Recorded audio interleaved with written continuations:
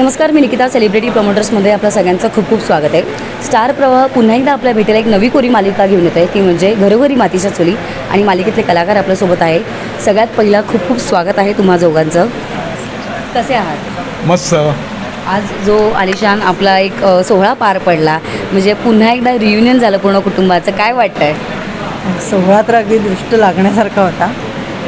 म्हणजे या स्टार प्रवाहाच्या निमित्ताने आम्हाला ह्या वास्तूत येता आलं आणि एवढा छान सोहळा स्वतःसाठी म्हटलं करून घेता आला आणि खूप मस्त वाटतंय, छान वाटतंय सोहळ्याबद्दल. तुम्ही काय सांगा? खूप भारी वाटतंय.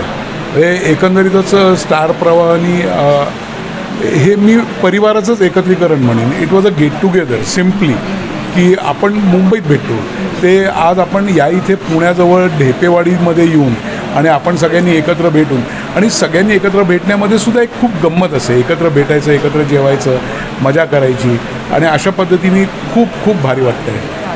पुन्हा एकदा कौटुंबिक मालिका आहे. तुम्ही तुमच्या पात्राबद्दल आणि एकंदरीत मालिकेबद्दल काय सांगाल? सुरुवात तुमच्यापासून करूया. मी कावेरी सयाजीराव विखे पाटील हे कॅरेक्टर करते आणि हे सयाजीराव विखे पाटील, मी त्यांची पत्नी आणि आमची मुलगी आहे एक ऐश्वर्या. हे एवढंच आमचं कुटुंब आहे छान. आणि रणदिवे फॅमिलीत आमची मुलगी जाणार आहे. हे मित्र आहेत रणदिवे आणि हे विखे पाटील. हां, आणि छान म्हणजे असं ती गोष्ट उलगडत जाणार आहे. खूप छान. आणि जशी प्रेक्षकांना उत्सुकता आहे आता प्रोमो बघून म्हणा किंवा हे, तसंच आम्हालाही 18 तारखेची खूप उत्सुकता आहे की, आणि त्या उत्सुकतेबरोबर हे पण आहे की जे काम करतं आहे ना ते आत्ता आपल्याला 100% द्यायची मेहनत तेवढी करायची आहे. कारण आम्ही 18 तारीखला प्रेझेंट होणार आहोत. ते फुलप्रूफ प्रेझेंट व्हायचं आहे.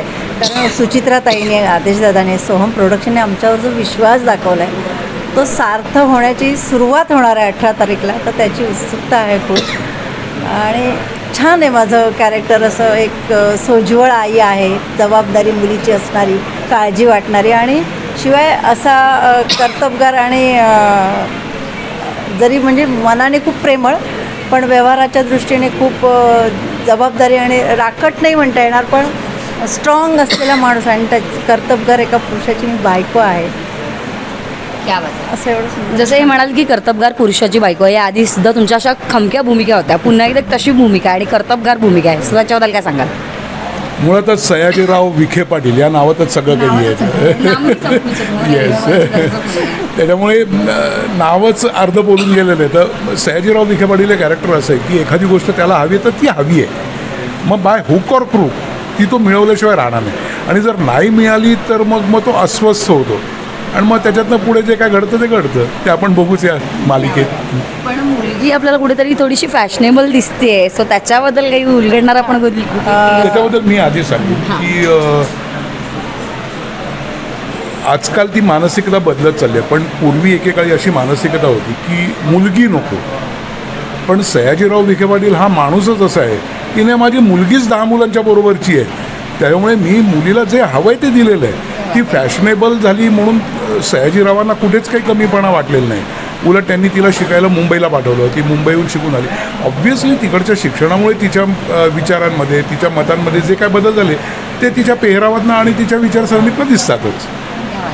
म्हणजे एकंदरीत समाजाच्या चौकटी तोडून तुम्ही सगळ्या गोष्टी पलीकडे पाहताय. तुम्ही काय सांगाल? प्रॅक्टिकल आहे ती मुलगी पण एक आई म्हणून. आणि गावात असलेली ही बाई आहे तर गावातल्या लोकांच्या दृष्टीने किंवा समाजाच्या दृष्टीने विचार करणारे. आई म्हटलं की काळजी असतेच किती काय झालं तर.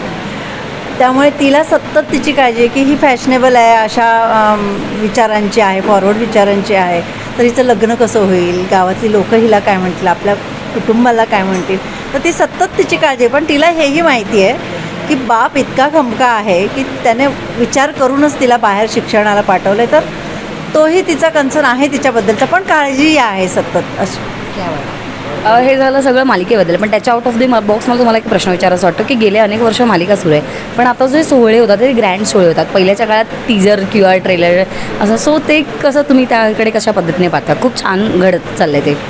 जेव्हा तंत्र बदलत जातं आणि ते डेव्हलप होत जातं तेव्हा त्या तंत्राशी जुळवून घेणं हे प्रत्येकाचं काम असतं. आणि तुम्ही जर का ते जुळवून नाही घेतलं तर तुम्ही कुठेतरी मागे पडता.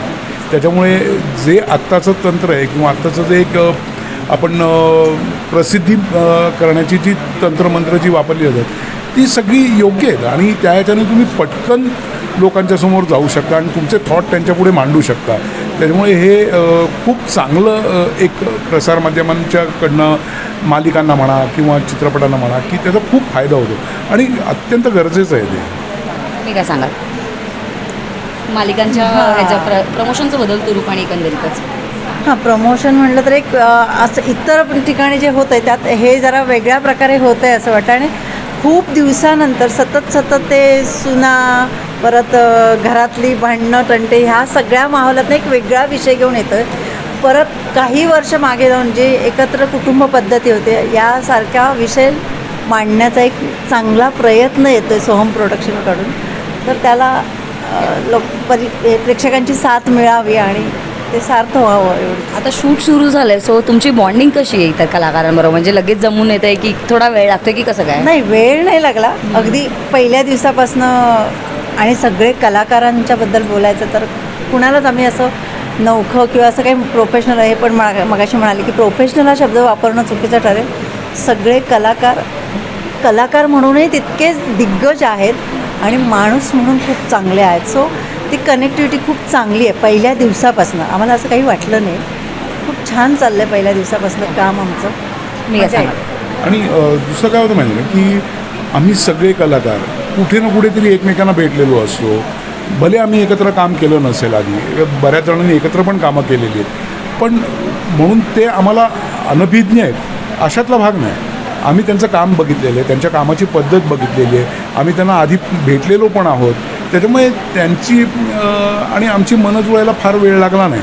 त्या काम करणं खूप सोपं जातं अशामुळे.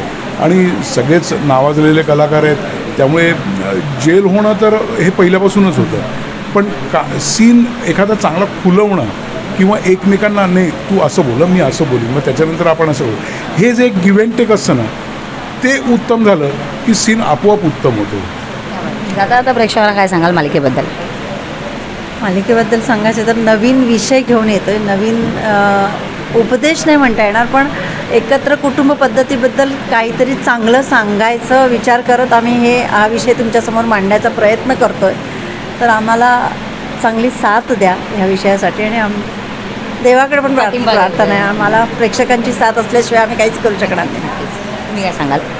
मायबाप रसिक प्रेक्षको, आज तुमच्यामुळेच आम्ही आहोत. आजपर्यंत तुम्ही भरभरून प्रेम दिलं तसंच यापुढेही द्या आणि यापुढेही आमच्या ह्या मालिकेला भरपूर यश द्या.